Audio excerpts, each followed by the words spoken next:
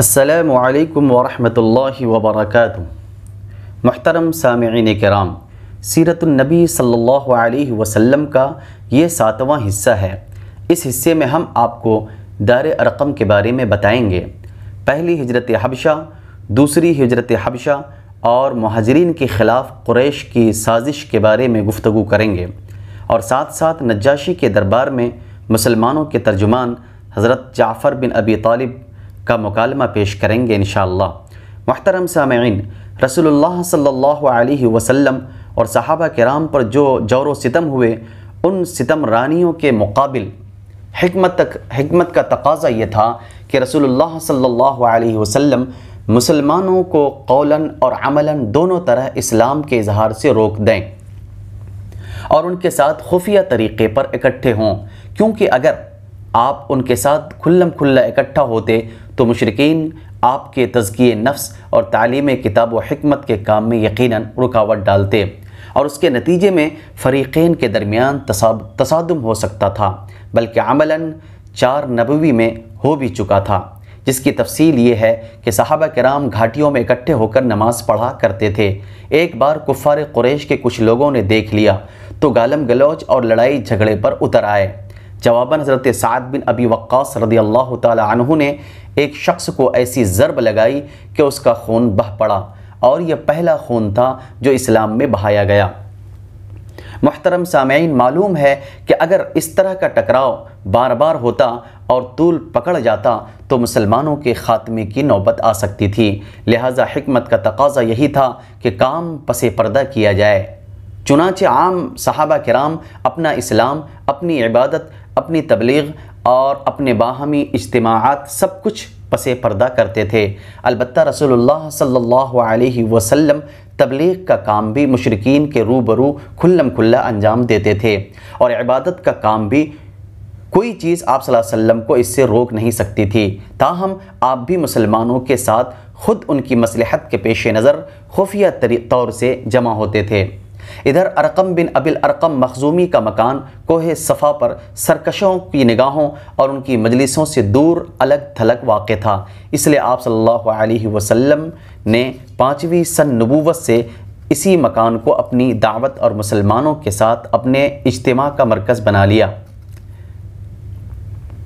पहली हिजरत हबशा, जौर सितम का मज़कूरा सिलसिला नबूवत के 4थे साल के दरमियान या आखिर में शुरू हुआ था और इब्तिदाअन मामूली था, मगर दिन ब दिन और माह ब माह बढ़ता गया, यहाँ तक कि नबूवत के 5वें साल का वस्त आते आते अपने शबाब को पहुँच गया। हत्ता कि मुसलमानों के लिए मक्के में रहना दो भर हो गया और उन्हें इन पैहम सितमरानियों से नजात की तदबीर सोचने के लिए मजबूर हो जाना पड़ा। इन्हीं संगीन और तारीक हालात में सूरह कहफ नाजिल हुई। यह असलन तो मुशरिकीन के पेश करदा सवालात के जवाब में थी, लेकिन इसमें जो 3 वाक़यात बयान किए गए, उन वाक़यात में अल्लाह तबारक व तआला की तरफ से अपने मोमिन बंदों के लिए मुस्तक़बल के बारे में नहायत बलीग़ इशारात थे। चुनांचे असहाब कहफ के वाक़े में ये दर्स मौजूद है कि जब दीन व ईमान ख़तरे में हो तो कुफ्र व ज़ुल्म के मराकिज़ से हिजरत कर जाना चाहिए। इरशाद है, व अऊज़ु बिल्लाहि मिनश शैतानिर रजीम, बिस्मिल्लाहिर रहमानिर रहीम, व इज़ अअतज़लतुमूहुम व मा यअबुदून मिन दूनिल्लाह फ़अवू इलल कहफ़ि यंशुर लकुम रब्बुकुम मिन रहमतिहि व युहय्यि लकुम मिन अम्रिकुम मिरफ़क़ा। और जब तुम उनसे और अल्लाह के सिवा उनके दूसरे माबूदों से अलग हो गए तो गार में पनाहगीर हो जाओ। तुम्हारा रब तुम्हारे लिए अपनी रहमत फैला देगा और तुम्हारे काम के लिए तुम्हारी सहूलत की चीज़ तुम्हें मुहैया करेगा। मूसा और खिज़र अलैहिस्सलाम के वाक़ये से ये बात मुस्तफ़ाद होती है कि नताइज हमेशा ज़ाहिरी हालात के मुताबिक नहीं होते, बल्कि बसा औक़ात ज़ाहिरी हालात के बिल्कुल बरअक्स होते हैं। लिहाजा इस वाक़ये में इस बात की तरफ लतीफ़ इशारा पिन्हा है कि मुसलमानों के ख़िलाफ़ उस वक्त जो जुल्म व तशद्दुद बरपा है, इस वक्त जो जुल्म व तशद्दुद बरपा है उसके नताइज बिल्कुल बरअक्स निकलेंगे और ये सरकश मुशरिकीन अगर ईमान न लाए तो आइंदा इन्हीं मक़हूर व मजबूर मुसलमानों के सामने सरनिगू होकर अपनी किस्मत के फ़ैसले के लिए पेश होंगे। ज़ुल्क़रनैन के वाक़ये में चंद ख़ास बातों की तरफ इशारा है। नंबर 1 ये कि ज़मीन अल्लाह की है, वो अपने बंदों में से जिसे चाहता है उसका वारिस बनाता है। नंबर 2 ये कि फलाह व कामरानी ईमान ही की राह में है, कुफ्र की राह में नहीं। नंबर 3 ये कि अल्लाह तबारक व तआला रह कर अपने बंदों में से ऐसे अफराद खड़े करता रहता है जो मजबूर व मक़हूर इंसानों को उस दौर के याजूज व माजूज से निजात दिलाते हैं। नंबर 4 ये कि अल्लाह के सालेह बंदे ही ज़मीन की विरासत के सबसे ज़्यादा हक़दार हैं। मुहतरम सामईन, फिर सूरह कहफ के बाद सूरह ज़ुमर का नुज़ूल हुआ और उसमें हिजरत की तरफ इशारा किया गया और बताया गया कि अल्लाह की ज़मीन तंग नहीं है। अऊज़ु बिल्लाहि मिनश शैतानिर रजीम। लिल्लज़ीना अहसनु फ़ी हाज़िहि दुनिया हसना व अर्दुल्लाहि वासिआ इन्नमा युवफ़्फ़ा अस्साबिरून अजरहुम बिग़ैरि हिसाब। जिन लोगों ने इस दुनिया में अच्छाई की उनके लिए अच्छाई है और अल्लाह की ज़मीन कुशादा है, सब्र करने वालों को उनका अज्र बिला हिसाब दिया जाएगा। इधर रसूलुल्लाह सल्लल्लाहु अलैहि वसल्लम को मालूम था कि असहमा नज्जाशी शाह हब्श एक आदिल बादशाह है, वहाँ किसी पर जुल्म नहीं होता। इसलिए आप सल्लल्लाहु अलैहि वसल्लम ने मुसलमानों को हुक्म दिया कि वो फितनों से अपने दीन की हिफाजत के लिए हबशा हिजरत कर जाएं। उसके बाद एक तयशुदा प्रोग्राम के मुताबिक रजब 5 नबवी में सहाबा किराम रिज़वानुल्लाहि अलैहिम अजमईन के पहले गिरोह ने हबशा की जानिब हिजरत की। उस गिरोह में 12 मर्द और 4 औरतें थीं। हज़रत उस्मान बिन अफ़्फ़ान रज़ियल्लाहु ताला अन्हु उनके अमीर थे और उनके हमराह रसूलुल्लाह सल्लल्लाहु अलैहि वसल्लम की साहबजादी हज़रत रुक़ैया रज़ियल्लाहु ताला अन्हा भी थीं। रसूलुल्लाह सल्लल्लाहु अलैहि वसल्लम ने उनके बारे में फरमाया कि हज़रत इब्राहीम और हज़रत लूत अलैहिस्सलाम के बाद ये पहला घराना है जिसने अल्लाह की राह में हिजरत की। ये लोग रात की तारीकी में चुपके से निकलकर अपनी नई मंजिल की जानिब रवाना हुए। राजदारी का मकसद यह था कि कुरैश को उसका इल्म ना हो सके। रुख बहर अहमर की बंदरगाह शुअैबा की जानिब था। खुशकिस्मती से वहाँ 2 तिजारती कश्तियाँ मौजूद थीं जो उन्हें अपने दामन आफ़ियत में लेकर समुंदर पार हबशा चली गईं। कुरैश को किसी कदर बाद में उनकी रवानगी का इल्म हो सका, ताहम उन्होंने पीछा किया और साहिल तक पहुँचे, लेकिन सहाबा किराम आगे जा चुके थे, इसलिए नामुराद वापस आए। इधर मुसलमानों ने हबशा पहुँचकर बड़े चैन का सांस लिया। लेकिन उसी साल रमज़ान शरीफ में ये वाक़या पेश आया कि नबी करीम सल्लल्लाहु अलैहि वसल्लम एक बार हरम तशरीफ़ ले गए। वहाँ कुरैश का बड़ा मजमा था, उनके सरदार और बड़े बड़े लोग जमा थे। आप सल्लल्लाहु अलैहि वसल्लम ने एकदम अचानक खड़े होकर सूरह नज्म की तिलावत शुरू कर दी। उन कुफ़ार ने उससे पहले अमूमन कुरान सुना ना था, क्योंकि उनका दायमी वतीरा कुरान के अल्फाज में ये था कि ला तस्माउ लिहादल कुरान वल्गौ फीहि लअल्लकुम तग़लिबून। इस कुरान को मत सुनो और इसमें खलल डालो, औधम मचाओ ताकि तुम गालिब रहो। लेकिन जब नबी करीम सल्लल्लाहु अलैहि वसल्लम ने अचानक इस सूरह की तिलावत शुरू कर दी और उनके कानों में एक नाकाबिल बयान रानाई व दिलकशी और अज़मत लिए हुए कलाम इलाही की आवाज़ पड़ी तो उन्हें कुछ होश न रहा। सब के सब गोश बर आवाज़ हो गए, किसी के दिल में कोई और ख़याल ही न आया। यहाँ तक कि जब आप सल्लल्लाहु अलैहि वसल्लम ने सूरह के अवाखिर में दिल हिला देने वाली आयात तिलावत फरमाकर अल्लाह का यह हुक्म सुनाया कि फस्जुदू लिल्लाहि वअबुदू, अल्लाह के लिए सजदा करो और उसकी इबादत करो, और उसके साथ ही सजदा फरमाया तो किसी को अपने आप पर काबू न रहा और सब के सब सजदे में गिर पड़े। हकीकत यह है कि इस मौके पर हक़ की रानाई व जलाल ने मुतकब्बिरीन व मुस्तहज़ीन की हर धर्मी का पर्दा चाक कर दिया था, इसलिए उन्हें अपने आप पर काबू न रह गया था और वह बेइख्तियार सजदे में गिर पड़े थे। लेकिन बाद में जब उन्हें एहसास हुआ कि कलाम इलाही के जलाल ने उनकी लगाम मोड़ दी और वो ठीक वही काम कर बैठे जिसे मिटाने और ख़त्म करने के लिए उन्होंने एड़ी से चोटी तक का जोर लगा रखा था।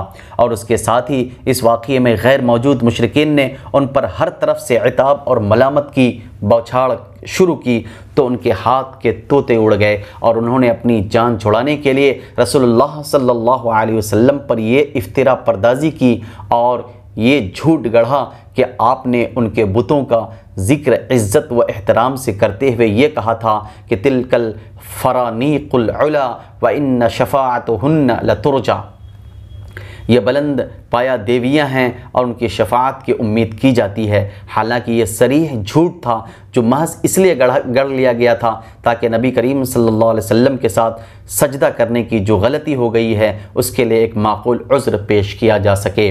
और जाहिर है कि जो लोग नबी करीम सल्लल्लाहु अलैहि वसल्लम पर हमेशा झूठ गढ़ते और आप सल्लल्लाहु अलैहि वसल्लम के ख़िलाफ़ हमेशा दसीसाकारी और इफ्तिरा परदाजी करते रहे थे, वो अपना दामन बचाने के लिए इस तरह का झूठ क्यों न गढ़ते। बहरहाल मुशरिकीन के सजदा करने के इस वाक़े की ख़बर हबशा के मुहाजिरीन को भी मालूम हुई, लेकिन अपनी असल सूरत से बिल्कुल हट कर, यानी उन्हें ये मालूम हुआ कि कुरैश मुसलमान हो गए हैं। चुनाचे उन्होंने माह शव्वाल में मक्का वापसी की राह ली, लेकिन जब इतने करीब आ गए कि मक्का एक दिन से भी कम फासले पर रह गया तो हकीकत हाल आश्कारा हुई। उसके बाद कुछ लोग तो सीधे हबशा पलट गए और कुछ लोग छुप छुपा कर या कुरैश के किसी आदमी की पनाह लेकर मक्के में दाखिल हुए। दूसरी हिजरत हबशा। उसके बाद उन मुहाजिरीन पर खुसूसन और मुसलमानों पर अमूमन कुरैश का जुल्म व तशद्दुद, जौर व सितम और बढ़ गया और उनके ख़ानदान वालों ने उन्हें खूब सताया, क्योंकि कुरैश को उनके साथ नज्जाशी के हुस्न सलूक की जो ख़बर मिली थी उस पर वो निहायत चीं बजबी थे। नाचार रसूलुल्लाह सल्लल्लाहु अलैहि वसल्लम ने सहाबा कराम को फिर हिजरत हबशा का मशवरा दिया, लेकिन ये दूसरी हिजरत पहली हिजरत के बिलमुकाबिल अपने दामन में ज़्यादा मुश्किलात लिए हुए थी, क्योंकि अब की बार कुरैश पहले से ही चौकन्ना थे और ऐसी किसी कोशिश को नाकाम बनाने का तहैया किए हुए थे, लेकिन मुसलमान उनसे कहीं ज़्यादा मुस्तैद साबित हुए और अल्लाह ने उनके लिए सफ़र आसान बना दिया। चुनांचे वो कुरैश की गिरफ्त में आने से पहले ही शाह हब्श के पास पहुँच गए। इस दफ़ा कुल 82 या 83 मर्दों ने हिजरत की। हज़रत अम्मार की हिजरत मुख्तलिफ़ी है और 18 या 19 औरतों ने हिजरत की। अल्लामा मंसूर पुरी रहमतुल्लाह अलैह ने जज़्म के साथ औरतों की तादाद 18 लिखी है। मुहाजिरीन हबशा के ख़िलाफ़ कुरैश की साजिश समात फरमाए। मुशरिकीन को सख्त क़लक़ था कि मुसलमान अपनी जान और अपना दीन बचाकर एक पुरअमन जगह भाग गए हैं, लिहाजा उन्होंने अम्र बिन अल-आस और अब्दुल्ला बिन रबिया को, जो गहरी सूझबूझ के मालिक थे और अभी मुसलमान नहीं हुए थे, एक अहम सिफारती मुहिम के लिए मुंतखब किया और उन दोनों को नज्जाशी और बितरीक़ों की खिदमत में पेश करने के लिए बेहतरीन तोहफ़े और हदिये देकर हबशा रवाना किया। इन दोनों ने पहले हब्श पहुंचकर बितरीक़ों को तहाइफ पेश किए, फिर उन्हें अपने उन दलाइल से आगाह किया जिनकी बुनियाद पर वह मुसलमानों को हब्श से निकलवाना चाहते थे। जब बितरीक़ों ने इस बात से इत्तफ़ाक़ कर लिया कि वह नज्जाशी को मुसलमानों के निकाल देने का मशवरा देंगे, तो ये दोनों नज्जाशी के हुजूर हाजिर हुए और तोहफ़े तहाइफ पेश करके अपना मुद्दा यूँ अर्ज़ किया, ए बादशाह, आपके मुल्क में हमारे कुछ नासमझ नौजवान भाग आए हैं। उन्होंने अपनी कौम का दीन छोड़ दिया है, लेकिन आपके दीन में भी दाखिल नहीं हुए हैं, बल्कि एक नया दीन ईजाद किया है जिसे न हम जानते हैं न आप। हमें आपकी खिदमत में उन्हीं की बाबत उनके वालिदैन, चचाओं और कुंबे कबीले के अमायदीन ने भेजा है। मकसद ये है कि आप उन्हें उनके पास वापस भेज दें, क्योंकि वो लोग उन पर सबसे ऊंची निगाह रखते हैं और उनकी खामी और इताब के असबाब को बेहतर तौर पर समझते हैं। जब ये दोनों अपना मुद्दा अर्ज़ कर चुके तो बितरीक़ों ने कहा, बादशाह सलामत, ये दोनों ठीक ही कह रहे हैं, आप इन नौजवानों को इन दोनों के हवाले कर दें, ये दोनों उन्हें उनकी कौम और उनके मुल्क में वापस पहुंचा देंगे। लेकिन नज्जाशी ने सोचा कि इस क़ज़िये को गहराई से खंगालना और उसके तमाम पहलुओं को सुनना ज़रूरी है। चुनांचे उसने मुसलमानों को बुला भेजा। मुसलमान ये तहैया करके उसके दरबार में आए कि हम सच ही बोलेंगे, खाह नतीजा कुछ भी हो। जब मुसलमान आ गए तो नज्जाशी ने पूछा, ये कौन सा दीन है जिसकी बुनियाद पर तुमने अपनी कौम से अलहदगी इख्तियार कर ली है, लेकिन मेरे दीन में भी दाखिल नहीं हुए हो और न उन मिल्लतों ही में से किसी के दीन में दाखिल हुए हो। मुसलमानों के तर्जुमान हज़रत जाफ़र बिन अबी तालिब रज़ी अल्लाह अन्हु ने कहा, ऐ बादशाह, हम ऐसी कौम थे जो जाहिलियत में मुब्तला थी। हम बुत पूजते थे, मुर्दार खाते थे, बदकारियाँ करते थे, क़राबतदारों से ताल्लुक़ तोड़ते थे, हमसायों से बदसलूकी करते थे और हम में से ताकतवर कमज़ोर को खा रहा था। हम इसी हालत में थे कि अल्लाह ने हम ही में से एक रसूल भेजा। उसकी आली नसबी, सच्चाई, अमानत और पाक दामनी हमें पहले से मालूम थी। उसने हमें अल्लाह की तरफ बुलाया और समझाया कि हम सिर्फ़ एक अल्लाह को मानें और उसी की इबादत करें और उसके सिवा जिन पत्थरों और बुतों को हमारे बाप दादा पूजते थे उन्हें छोड़ दें। उसने हमें सच बोलने, अमानत अदा करने, क़राबत जोड़ने, पड़ोसी से अच्छा सलूक करने और हराम कारी व खूरेज़ी से बाज रहने का हुक्म दिया और फ़वाहिश में मुलव्विस होने, झूठ बोलने, यतीम का माल खाने और पाक दामन औरतों पर झूठी तोहमत लगाने से मना किया। उसने हमें यह भी हुक्म दिया कि हम सिर्फ़ अल्लाह की इबादत करें, उसके साथ किसी को शरीक न करें। उसने हमें नमाज, रोज़ा और ज़कात का हुक्म दिया। इसी तरह हज़रत जाफ़र रज़ी अल्लाह अन्हु ने इस्लाम के काम गिनाए। फिर कहा, हमने उस पैगंबर को सच्चा माना, उस पर ईमान लाए और उसके लाए हुए दीन खुदाबंदी में उसकी पैरवी की। चुनांचे हमने सिर्फ़ अल्लाह की इबादत की, उसके साथ किसी को शरीक नहीं किया और जिन बातों को उस पैगंबर ने हराम बताया उन्हें हराम माना और जिनको हलाल बताया उन्हें हलाल जाना। इस पर हमारी कौम हमसे बिगड़ गई। उसने हम पर जुल्म व सितम किया और हमें हमारे दीन से फेरने के लिए फितने और सज़ाओं से दोचार किया, ताकि हम अल्लाह की इबादत छोड़कर बुत परस्ती की तरफ पलट जाएं और जिन गंदी चीज़ों को हलाल समझते थे उन्हें फिर हलाल समझने लगें। जब उन्होंने हम पर बहुत कहर व जुल्म किया, ज़मीन तंग कर दी और हमारे दरमियान और हमारे दीन के दरमियान रोक बनकर खड़े हो गए, तो हमने आपके मुल्क की राह ली और दूसरों पर आपको तरजीह देते हुए आपकी पनाह में रहना पसंद किया और यह उम्मीद की कि ऐ बादशाह, आपके पास हम पर जुल्म नहीं किया जाएगा। नज्जाशी ने कहा, वो पैगंबर जो कुछ लाए हैं उसमें से कुछ तुम्हारे पास है? हज़रत जाफ़र ने कहा, हाँ। नज्जाशी ने कहा, ज़रा मुझे भी पढ़कर सुनाओ।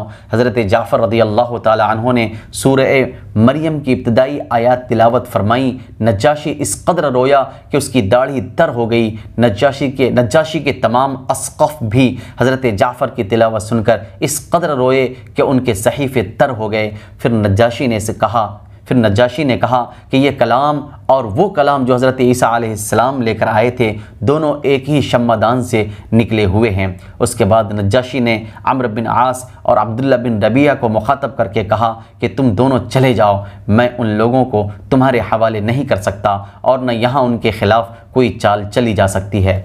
इस हुक्म पर वो दोनों वहाँ से निकल गए। लेकिन फिर अम्र बिन आस ने अब्दुल्ला बिन रबिया से कहा, खुदा की कसम, कल इनके मुताल्लिक ऐसी बात लाऊंगा कि उनकी हरियाली की जड़ काट कर रख दूंगा। अब्दुल्ला बिन रबिया ने कहा, नहीं, ऐसा ना करना। उन लोगों ने अगरचे हमारे ख़िलाफ़ किया है, लेकिन हैं बहरहाल हमारे अपने ही कुंबे कबीले के लोग। मगर अम्र बिन आस अपनी राय पर अड़े रहे। अगला दिन आया तो अम्र बिन आस ने नज्जाशी से कहा, ऐ बादशाह, ये लोग ईसा बिन मरियम अलैहिस्सलाम के बारे में एक बड़ी बात कहते हैं। उस पर नज्जाशी ने मुसलमानों को फिर बुला भेजा और पूछना चाहता था कि हज़रत ईसा अलैहिस्सलाम के बारे में मुसलमान क्या कहते हैं। इस दफ़ा मुसलमानों को घबराहट हुई, लेकिन उन्होंने तय किया कि सच ही बोलेंगे, नतीजा खाह कुछ भी हो। चुनांचे जब मुसलमान नज्जाशी के दरबार में हाजिर हुए और उसने सवाल किया तो हज़रत जाफ़र रज़ी अल्लाह ताला अन्हु ने फरमाया, हम ईसा अलैहिस्सलाम के बारे में वही बात कहते हैं जो हमारे नबी करीम सल्लल्लाहु अलैहि वसल्लम लेकर आए हैं। यानी हज़रत ईसा अलैहिस्सलाम अल्लाह के बंदे, उसके रसूल, उसकी रूह और उसका वो कलमा है जिसे अल्लाह ने कंवारी पाक दामन हज़रत मरियम अलैहिस्सलाम की तरफ इल्क़ा किया था। उस पर नज्जाशी ने ज़मीन से एक तिनका उठाया और बोला, खुदा की कसम, जो कुछ तुमने कहा है हज़रत ईसा अलैहिस्सलाम उससे इस तिनके के बराबर भी बढ़कर न थे। इस पर बितरीकों ने हूँ की आवाज़ लगाई। नज्जाशी ने कहा, अगरचे तुम लोग हूँ कहो। उसके बाद नज्जाशी ने मुसलमानों से कहा, जाओ तुम लोग मेरे मुल्क में अमन व अमान से रहो, जो तुम्हें गाली देगा उस पर तावान लगाया जाएगा। मुझे गवारा नहीं कि तुम में से मैं किसी आदमी को सताऊं और उसके बदले में मुझे सोने का पहाड़ मिल जाए। उसके बाद उसने अपने हाशिया नशीनों से मुखातब होकर कहा, इन दोनों को उनके हदिये वापस कर दो, मुझे उनकी कोई ज़रूरत नहीं। खुदा की कसम, अल्लाह तबारक व तआला ने जब मुझे मेरा मुल्क वापस किया था तो मुझसे कोई रिश्वत नहीं ली थी कि मैं उसकी राह में रिश्वत लूँ। नीज़ अल्लाह ने मेरे बारे में लोगों की बात कबूल न की थी कि मैं अल्लाह के बारे में लोगों की बात मानूँ। हज़रत उम्मे सलमा रदी अल्लाह अन्हा जिन्होंने इस वाक़े को बयान किया है, कहती हैं, उसके बाद वो दोनों अपने हदिये तोहफ़े लिए बेआबरू होकर वापस चले गए और हम नज्जाशी के पास एक अच्छे मुल्क में एक अच्छे पड़ोसी के ज़ेर साया मुकीम रहे। ये इब्न इसहाक़ की रिवायत है। दूसरी सीरत निगारों का बयान है कि नज्जाशी के दरबार में हज़रत अम्र बिन आस की हाज़िरी जंग बदर के बाद हुई थी। बाज़ लोगों ने तत्बीक की यह सूरत बयान की है कि हज़रत अम्र बिन आस नज्जाशी के दरबार में मुसलमानों की वापसी के लिए 2 मरतबा गए थे, लेकिन जंग बदर के बाद की हाज़िरी के ज़िम्ने में हज़रत जाफ़र रज़ी अल्लाह तआला अन्हु और नज्जाशी के दरमियान सवाल और जवाब की जो तफसीलात बयान की जाती हैं वह तकरीबन वही हैं जो इब्न इसहाक़ ने हिजरत हबशा के बाद की हाज़िरी के सिलसिले में बयान की हैं। फिर उन सवालात के मज़ामीन से वाज़ेह होता है कि नज्जाशी के पास ये मामला अभी पहली बार पेश हुआ था, इसलिए तरजीह इस बात को हासिल है कि मुसलमानों को वापस लाने की कोशिश सिर्फ़ एक बार हुई थी और वो हिजरत हबशा के बाद थी। बहरहाल मुशरिकीन की चाल नाकाम हो गई और उनकी समझ में आ गया कि वो अपने जज्बे अदावत को अपने दायरे इख्तियार ही में आसूदा कर सकते हैं, लेकिन उसके नतीजे में उन्होंने एक खौफनाक बात सोचनी शुरू कर दी। दर हकीकत उन्हें अच्छी तरह एहसास हो गया था कि इस मुसीबत से निमटने के लिए अब उनके सामने 2 ही रास्ते रह गए हैं, या तो रसूलुल्लाह सल्लल्लाहु अलैहि वसल्लम को तबलीग से बज़ोर ताकत रोक दें या फिर आपके वजूद ही का नौज़बिल्लाह सफ़ाया कर दें। लेकिन दूसरी सूरत हद दर्जा मुश्किल थी, क्योंकि अबू तालिब आप सल्लल्लाहु अलैहि वसल्लम के मुहाफ़िज़ थे और मुशरिकीन के अज़ाइम के सामने आहनी दीवार बने हुए थे। इसलिए यही मुफीद समझा गया कि अबू तालिब से 2 बातें हो जाएँ। व आखिरु दावाना अनिल हम्दुलिल्लाहि रब्बिल आलमीन।